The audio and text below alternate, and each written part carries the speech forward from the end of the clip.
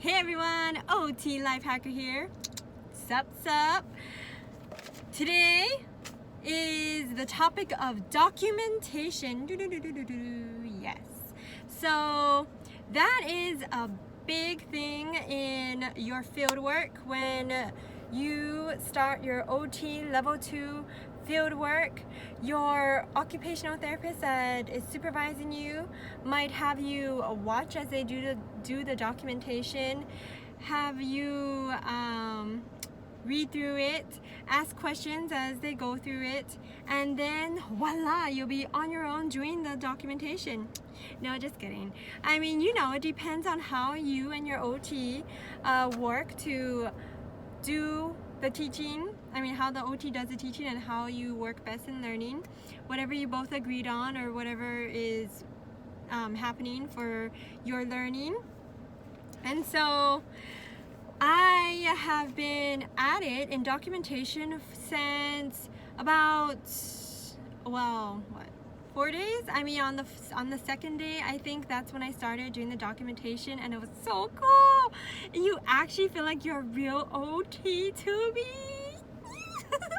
I cannot tell you guys how excited I am just knowing that, wow, it's so cool. I can help with the assessment. I can come to the patient's room and be like, hey, I am the occupational therapy student, and do you know what occupational therapy is? Well, let us share with you what it is. It's so awesome. I love it.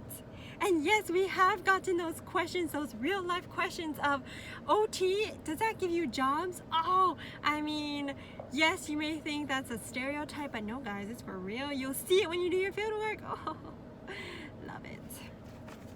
Okay, and forewarning, do not expect to be this chippy, this happy when you do your field work. No, I mean, this is really how I am. My poor significant other, when I go home, I'm always a ball of energy for him. So you hope that acute care tires me out. Just wait for it. We haven't reached that point yet. Because I'm so in love with it. And yes, even though you may love it, you aren't always going to be this chippy and excited. But for me, that is my baseline. That is how I rock and roll. And so please do not get scared away by my excitement. And do not feel in any way this is how you should be. No, you will probably be looking dead tired. Not saying I want anyone to be looking dead tired, but that's the realism of it all. You'll be working long hours potentially and feeling tired. So having burnout prevention for yourself, stress management, coping, occupational balance, guys, we teach it. You gotta yes, I'm spazzing out here just to tell you guys this is something that you need to be doing for yourself. If you're gonna teach occupational balance, you best be doing that for yourself, guys. Okay, so back to documentation. Why you are here is, first off, what to include. So it is important to know the overarching reason why you are documenting, what you're documenting for. Now keep in mind that what I'll be sharing documentation tips wise may not be relevant to all settings. And so if you are in a different setting, say acute rehab, inpatient rehab, skilled nursing, outpatients, working with kids, please do share what your experience is like for documentation. Are there similarities between what I'm about to share with you and how you do your documentation? This is going to be super helpful for all the others who see this, click on this video and read the comments, because they'll see that, okay, so these tips can apply to other settings, or maybe you can even give tips of your own for documentation for other prospective and current, new, what have you, OT practitioners. And this also can be relevant to the other disciplines, speech and physical therapy. So this is a sharing community, guys, open communication. Please do share with others. We are wanting to help one another, right? So please do share, comment below. All right, so correspondence, the first one is, when you talk with nurses, talk with the PT, OT, speech therapy to ask how the patient's doing, or to ask the nurse, hey, you know, I'm going into this room, have they had their pain meds yet, if they need pain meds.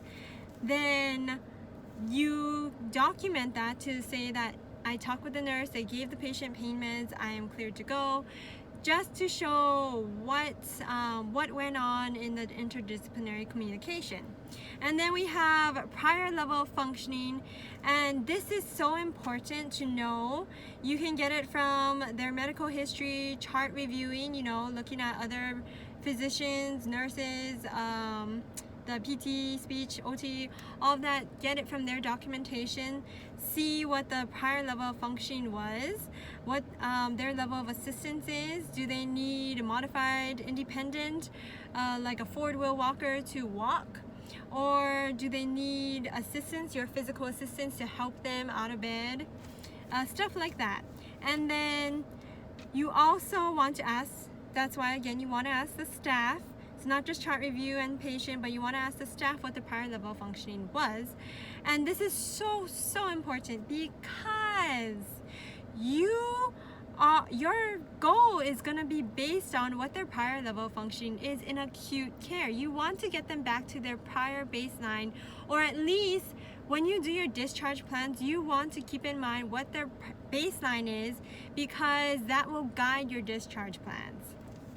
And then their current procedures and treatment that they have, their prior complaints, the primary complaint, why are they here?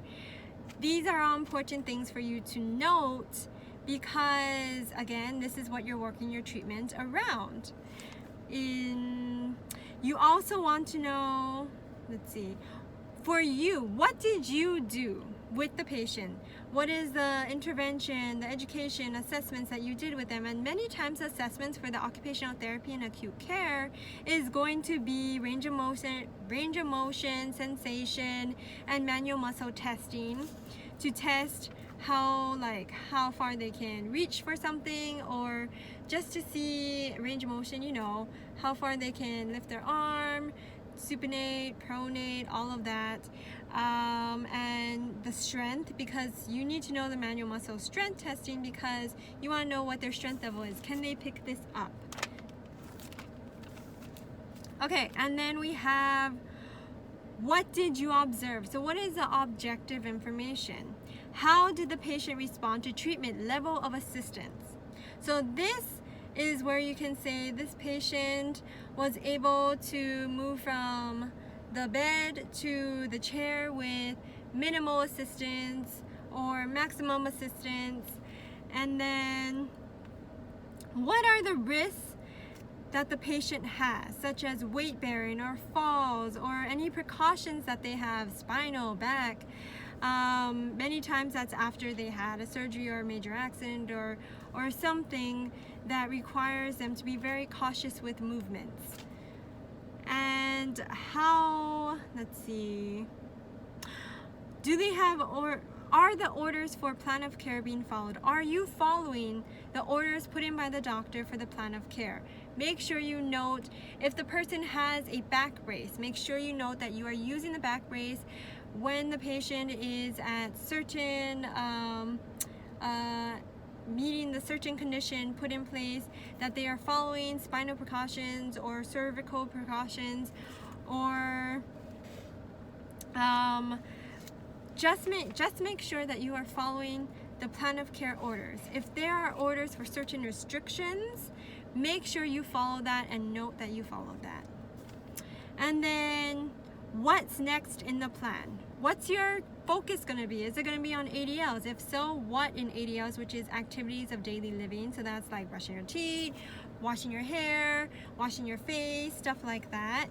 And what in the ADLs are you going to focus on? Are you going to focus on upper body dressing, lower body dressing, or being able to get to the toilet, get out of bed?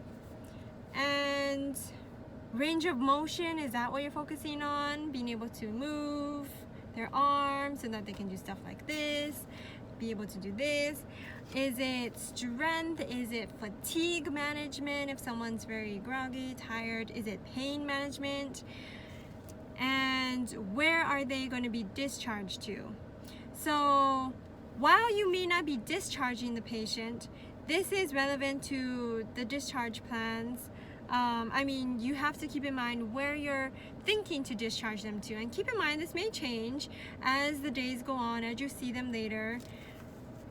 But you want an idea for where you're going to discharge because you want to set your goals relevant to that as well.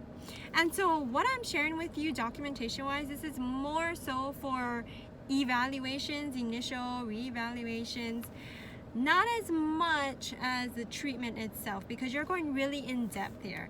Usually, or at least what I've been told and what I've seen and what I've done for myself, what I've done, evaluations do seem to take longer than the treatments when you're documenting. Okay, so summary of all of this is the key things that you're gonna want to know in your documentation in acute care. And again, let me know if this is similar in other settings or what it's like in other settings for documentation, because this is super helpful to everyone else who is starting field work or starting a new job.